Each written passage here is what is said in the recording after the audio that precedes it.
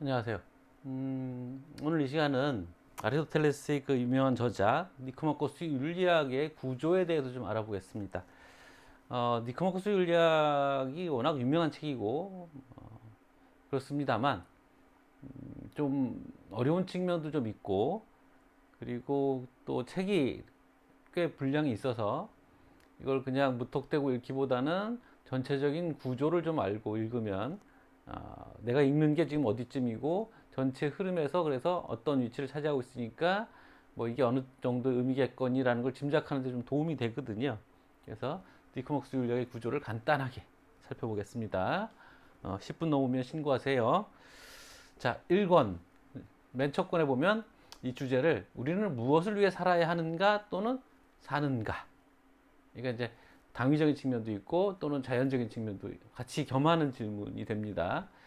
거기서 이제 아리스토텔레스가 얘기하는 거는 에우다이모니아, 이게 그리스어로 행복인데 해피니스라고 번역하는 게 딱 맞느냐라는 논란은 있어요. 그래서 번영, 잘 나가는 거예요. 잘삼이라고 번역하는 게 더 맞지 않느냐라는 얘기도 할 수 있고요.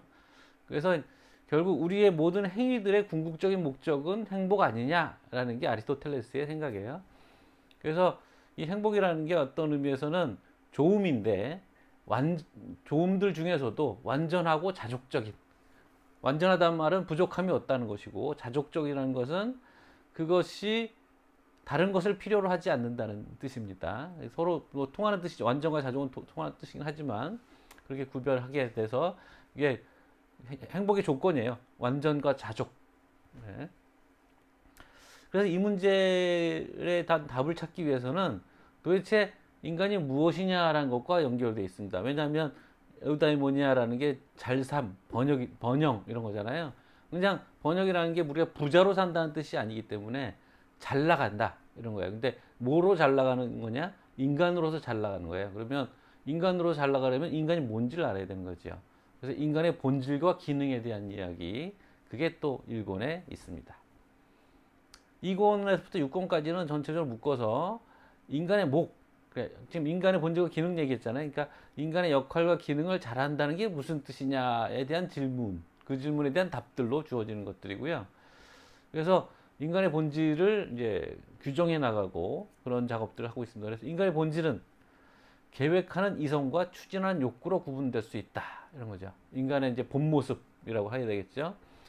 어떤 일을 계획하는 이성, 그리고 그것을 실제적으로 해내는 어떤 추진력인 욕구, 이렇게 이제 구별을 하고요. 머리는 좋은데 의욕이 없는 사람도 많잖아요. 의욕은 있는데 머리가 나쁜 사람도 있고. 자, 인간의 탁월함이 문제예요. 그러니까 그 탁월함이라는 게 결국 잘함, 아레테라는 말인데 덕이라고도 번역되는 말입니다. 그래서 인간의 그 역할이나 기능이라는 게 결국 그 기능을 잘하면 그 인간으로서 탁월함을 갖는 거잖아요. 그렇죠? 그래서 이성과 욕구가 돼 있으니까 지적인 측면, 이성의 측면에서는 지적 탁월성, 디아 노에티케 아레테라고 부르는 것이고, 그 다음에 욕구의 측면에서는 욕구와 관련되는 탁월성이 성격적 탁월성입니다. 에티케 아레테.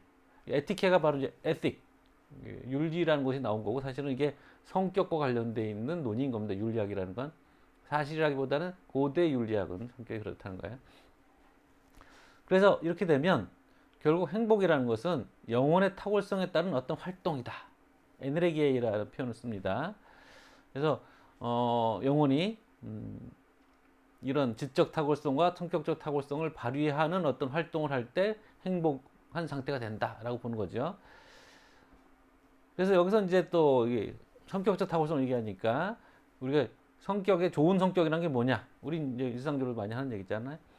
그거는 감정, 그 사람이 갖고 있는 감정 상태, 그다음에 그 감정과 관련되어 있는 외적 대상, 그리고 그 사람의 사회적 관계, 아버지, 뭐 부모, 뭐 부부, 뭐 등등의 관계와 관련되어 있는 것과 관련해서 형성되는 것이고, 좋은 성격에는 결국 성격적 탁월성인 거예요. 좋은 성격. 얘는 이제 어떤 게 있느냐라면 좋은 성격을 구성하는 요소들인 거죠. 그 사람 성격 아주 좋아. 그러면 용기 있고 절제 있고 정의롭고 관대하고 등등, 이런 것들이 덕목인 겁니다. 그래서 결국 좋은 성격이라는 건 어떤 본성적으로 받아들일 수 있는 것들. 그러니까 뭐 용기, 절제, 정의 이런 것들은 기본적으로 바탕은 있어야 받아들이는 거죠. 너무 사람이 비열하거나 뭐 지나치게 비열하거나 타고나기를 뭐 이러면 이제 용감하거나 뭐 정의로운 사람이 될 수 없는 거고요. 뭐 이렇게 기본 바탕이 어느 정도 있고 그것에 바탕을 해서 자꾸 이제 그 행위를 자꾸 습관을 해부로써 이게 성품으로 만들어주는 것. 그렇게 완성되는 것이 이제 좋은 성격이라는 거예요. 좀 망설여지지만 용기 있는 행동, 용기가 필요한 곳에서는 억지로라도 용기 있게 해보고 또 뭐 이럴 때 우리가 습관 들이듯이 뭐 자꾸 밤에 늦게 자고 늦게 일어나니까 아침에 좀 일찍 일어나고 일부러 노력하고 뭐 이래서 일찍 일어나는 습관을 들이면 그것이 부지런한 성격으로 되는 것처럼 이런 식의 이제 인위적으로 노력하는 거죠.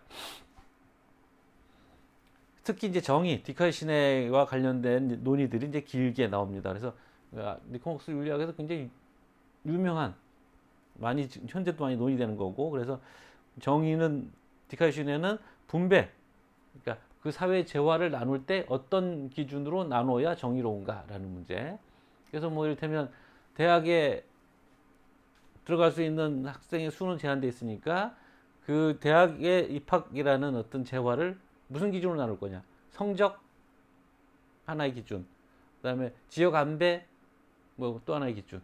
그러니까 국가에 대한 유공자 이런 또 하나의 기준. 몇 가지 기준들 가지고 재화를 나누면 사람들이 별 말 안 할 거다. 그게 공정하다고 생각하는 거죠. 그게 이제 분배하는 문제의 정의고 시정적 정의는 누가 잘못을 저지르면 그 잘못에 대한 벌을 어떻게 줄 것인가 하는 문제. 법률, 형법상의 문제 이런 거죠. 그 밖에 이제 좀 부수적으로는 교환적 정의, 시장 질서.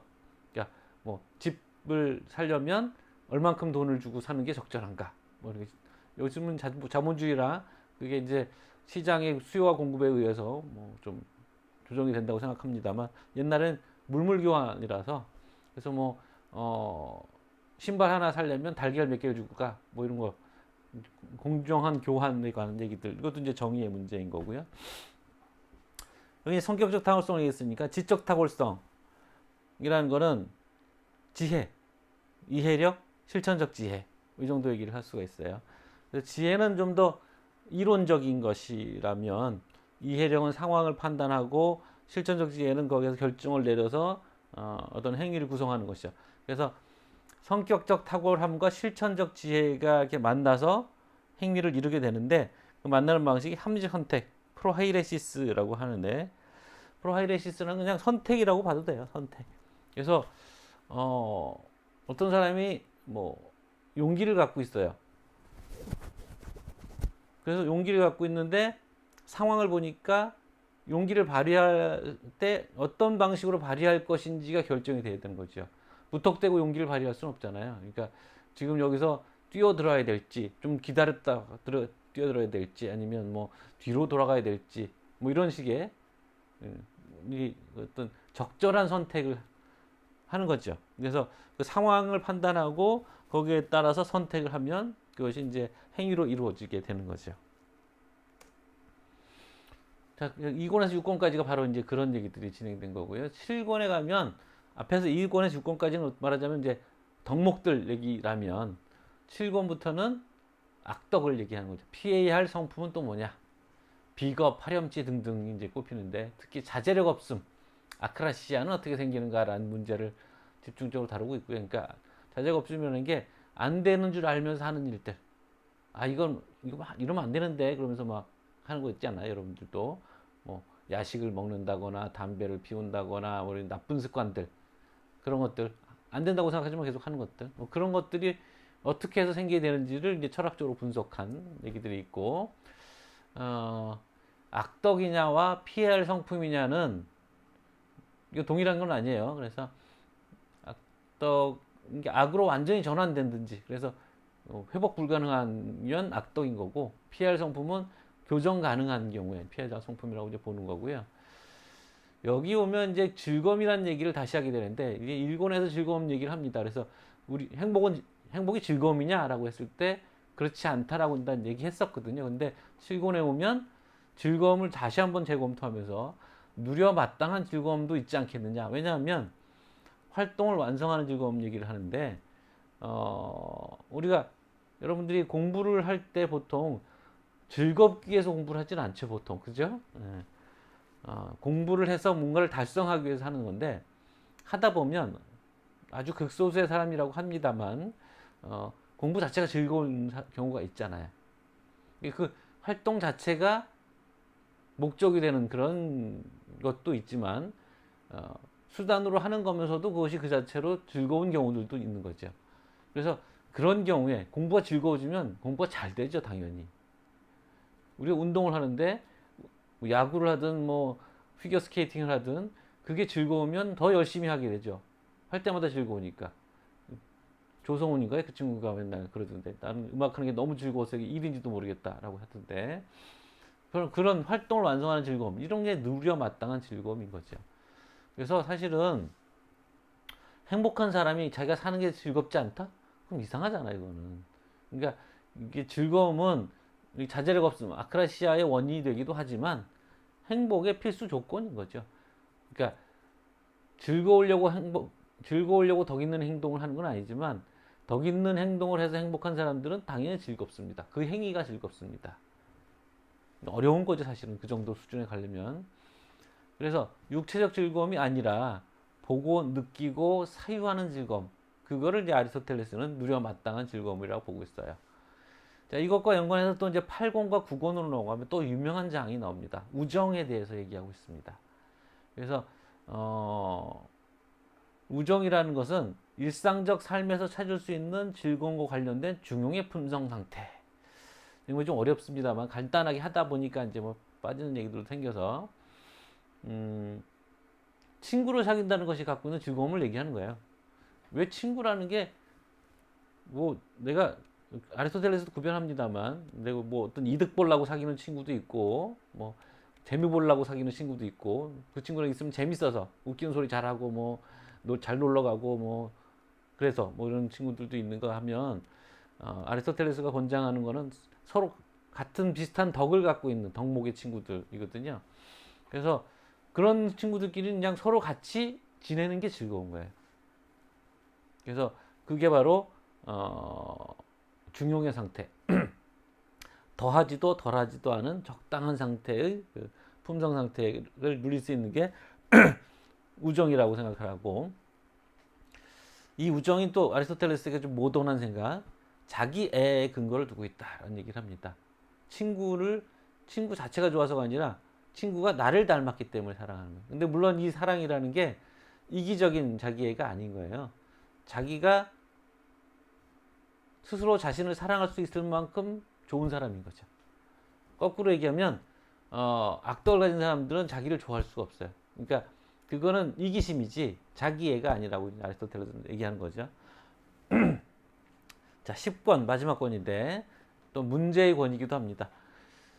지금까지 쭉 얘기를 하면서 아리스토텔레스 앞에서 얘기했듯이 행복이라는 것은 성격적 탁월성에 따른 영혼의 활동 상태, 그러니까 탁월성에 따른 영혼의 활동 상태라고 돼 있었죠. 사실 정확히 말하면 여기 보시면